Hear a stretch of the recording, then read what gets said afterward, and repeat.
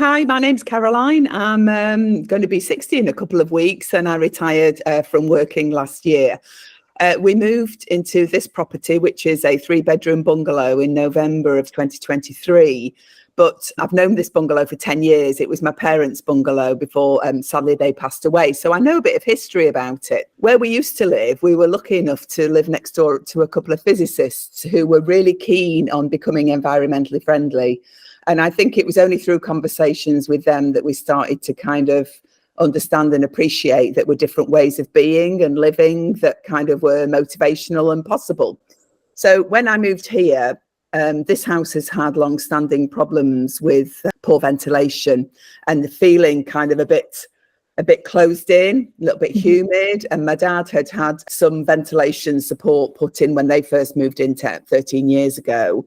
But still, when you came in, you kind of suddenly felt, not sure I want to live in a bungalow that as I get older is going to be musty and fusty and make my clothes smell. So those were some of my motivations. In my workplace, I used to do a bit of work with allied health professionals on the eco agenda, how we could be a bit more green. So I suppose I was being surrounded by little influences, really, that made me think that there was a possibility of making our home more comfortable, possibly cheaper to run, although that wasn't our prime motivation. So, yeah, that's how we came to discover and start kind of wandering into the world of who we could get to help us to work through what felt like a really confusing landscape of different things that we might do and how we could integrate that into a plan. We read a lot about insulation. There were companies that did loads of stuff on insulation. And actually, we probably would have gone down that path had we not had the conversations with our neighbour in the process of fitting a mechanical ventilation and heat recovery system, of which we'd never heard. And we started to think about that and think, actually, that sounds like a really good solution. Where do we go? And we did all our Google searching and we couldn't find people who did the both together. And then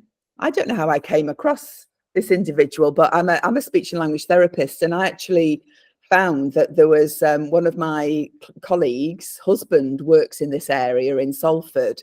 And we had a bit of a conversation, and I think that's how Powered Retrofit came across my radar. We decided we had kind of our free of charge initial consultation to think about what we were really trying to achieve and put that in some order of priority, which was really helpful to talk to people who got it and that we could really have a shared conversation without it being a sales pitch. I think that was really important, that it felt neutral. I mean, clearly Powered Retrofit are coming from the environmental sustainability kind of perspective, but we didn't feel we were being pushed, and we really kind of felt like our voices were heard on what we wanted to achieve. So that's how we found you, and we kind of set off on that journey, I guess, from having our original scope, thinking really hard about what we want to achieve, thinking about that. So then we had a survey done, which went into much more depth about what we might do, how we might do it, and what the costs and benefits on a range of different measures. So financial, CO2 emissions, that's where we've been. And while we were doing that, we were also designing our extensions to the property that we're in now. So the timing has been perfect, because although we are retrofitting some of it, we are also incorporating into the new build all the design elements that we've learnt about and integrating those into how we think. So timing's been really, really useful, although these things always take a bit longer than you hope. So we're having we're having a bedroom, a bathroom and a utility room extension. That's the essence of what we're doing. We've got an area of flat roof. So I'll just list you from the top of my head what I can think we're doing. So our flat roof, which is the room that I'm in now, we're going to have that converted to a warm roof. So adding extra insulation on that. Our new extension obviously will be done to standard building regulations. So that's going to be really top notch. We're having solar panels put on. Actually, we're going over and above what we were advised when we got a company in who we've been really, really happy with their approach, actually. And we've got an east and west facing roof, and we're having panels on both sides of those. We're maximising our roof space to start to produce energy. We are having battery systems put in so that we can benefit from cheaper nighttime tariffs, but also cleaner wind produced energy overnight, particularly in supplementing in the winter times when we're not going to produce so much from solar. I've ordered a new electric vehicle and I'm really excited about that. We are having a mechanical ventilation and heat recovery system, so that will be integrated as we redo the loft insulation. So the loft insulation is going to be significantly improved. We're going to board that out so we can retain storage and then have that done as we go. We're replacing a couple of our large windows in the kitchen area with more modern double glazing. We're going to do, we've actually borrowed a heat camera, so we've had a look at our areas of old bridging. So we're going to be doing some repairs as we're in the roof to some of the ceilings that actually were looking like there was a lot of cold bridging. So we're hoping to address that from the roof side. We kind of got to a bit of a stress level around an air source heat pump. I think we are not confident to be as far ahead of the curve. So what we're doing is a lot of fabric first stuff. We've had all our cavity wall insulation, which turns out a lot of it's dropped and dumped and got holes in it, which is where we were getting condensation problems. We've had all of that removed and we will be having that replaced in due course with up-to-date modern specs. Yeah, so fabric first is where we're going, and what we've decided to do is wait until we've done all that. We are getting heat pump ready and we want to see what the impact of all of those measures is on our gas consumption, which we're expecting that's going to probably reduce by about 30%. We've had an air tightness assessment actually, which was part of the assessment for the mechanical ventilation. Turns out we're really airtight. So we know that we're not losing a huge amount outside anyway with the way the building is at the moment, which is brilliant news for us. So we feel quite confident that the measures we're putting in are going to bring, I think we're at 5 air exchanges per hour now, baseline. And we can easily, even just taking out the gas fire and all the leakage that we're getting up the chimney should take us down at least to 4. And we're aiming to get to around 3. So once we've done all that, I think, and I'm thinking we may be like next year feels like the building year. The year after feels like let's assess how we're living with the new building. Possibly the year after 26, 27, we might jump in and the air source heat pump. Hopefully some technologies might have even progressed by then. It's about the cost effectiveness as well, isn't it? Because all the measures do cost you. And we were looking, so for example, in this kitchen, we're going to have 2 very big picture windows. We get quite a lot of solar gain where we are now with the windows that we currently have.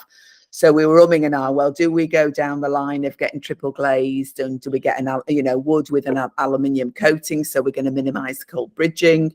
And the cost of that is prohibitive. We think, well, we're not going to do that and we're going to see if we're good enough. And I think this is our current challenge about where is good enough. And while we're going to have most of our rooms disrupted through our upcoming build, we don't want to have to go back and redo stuff. So that feels a bit uncertain. I think we've probably done what we can to reduce some of that uncertainty, but I think we just have to live with that. So the way we've approached it, we've moved into the house and we've got a budget for the whole house renovation. We've split that into 2 bits. Some of the bits is about what we like and what we like to look at and how we, what we like to sit on and the rooms that we want to create.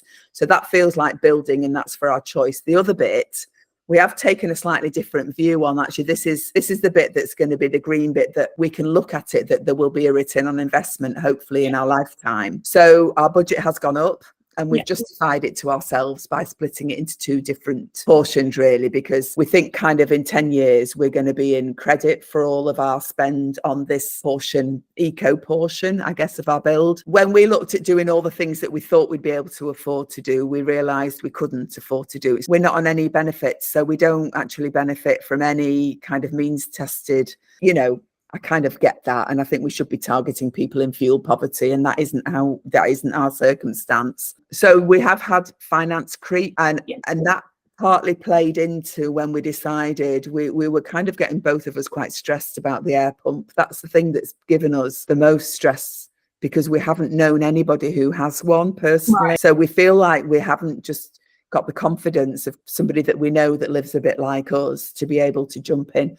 When we blanked that out, that took out a huge amount of worry for us around not having done sufficient fabric first and living in a cold house, which is our dread. So we've parked that. So the money will go up again, but probably at a point when we feel quite confident that that's going to be the right thing to do. So our initial budget was £20,000 to £30,000, and we realised that we couldn't do everything we wanted to do. But and we're probably there or thereabouts in what we're planning to spend on portion B. It's hard to blend because a lot of what we're doing in our extension, we're ticking the box while we're at it. And is probably not going to be a huge amount of extra cost if we do it just while we crack on. And my husband, so things like the mechanical ventilation, our builder and my husband are going to install that. We've had it drafted, got a quote, we're going to get it supplied. They will fit it and then we'll have it commissioned. Yeah, I think this is turning out more expensive than we anticipated to do what we're doing. But I think once we've done what we've done a huge amount. So probably also our desire for the scope has increased as we've learned a bit more. So I don't feel resentful about the budget. It is what it is. And I think we were probably coming from a place of naivety, both on what we wanted, what could be done, and what we decided we were going to do. All of those things have shifted as we've gone on this journey of learning, what was possible. And I think we could do some of the things a bit cheaper. So like the solar panels, we don't need to get a battery. We don't need to do two sides, but while we're at it, we've decided that would be a really good thing to do and future-proof ourselves a little bit to meeting the needs of the future as well as meeting today's needs. Again, through our relationship with yourselves, my husband learned that there was such a thing called the Carbon Co-op, and he joined that. And he's been to a couple of workshops, and also then, a little bit of use of the forum. So that's been quite useful. We know our builder, and he's really open to, so what's again been really interesting is kind of learning that a lot of builders don't know about this stuff. They follow the building regulations, but actually there's a really big learning curve. So we've been quite nervous of finding contractors because everybody feels like they might have the L plates on, and they're using your project as a learning experience. So he's used yourselves and Carbon Co-op to kind of source the MVHR supplier, and we've been really happy with them. Similarly, the people that do the extraction, they've done the extraction of our current cavity wall insulation, I think came through there. We've really looked for people who have turned up at the house and done you a survey in person, because some of them don't want to do that, so they're out. We've had people who come say, well, we'll do it for this price today. If you sign up, they're out. So we've looked at Trustpilot, Check Trade, looked for history, looked at Companies House. Are these people reputable? Have they been going for a long time? So that we can be as assured as we can be that we're dealing with good, legitimate people. So we've done actually quite a lot of due diligence, because I think there are a lot of people wanting to jump in and either sell you what they know, which may or may not suit you, or sell you what they're capable of, which again may or just want to take you for a ride and work on your naivety. So we've tried to have our level of knowledge at a level. We're certainly not expert, but I suppose we are quite expert compared to 18 months ago in this field. What the language that people are using, and is it the things that we've been learning about, and do we feel like we can have a connected conversation about integration of all these things? So the three contractors that we've got for solar, for MVHR, and for the cavity wall have ticked all those boxes, and we're really, really happy. I think start on your journey and recognise that this is going to be a really big learning curve. And I think integration has been the biggest learning, to not take one element of your change in isolation, but actually think about the whole picture, what it is you're looking. So you were very helpful. Your kind of initial advisory, we've recommended other people that have come to you and found the same. So yourselves or people like you, or somebody who's been on a similar journey, to just help you start learning. Don't get lost in the sea of it, but be prepared to do 2 steps forward and come back a step, pause, break for a while, listen and learn, and don't rely overly on social media forums who can skew your thinking and make you think you might be doing the wrong thing. So I think it's assess who you're listening to, really would be my assess who you're listening to and keep talking.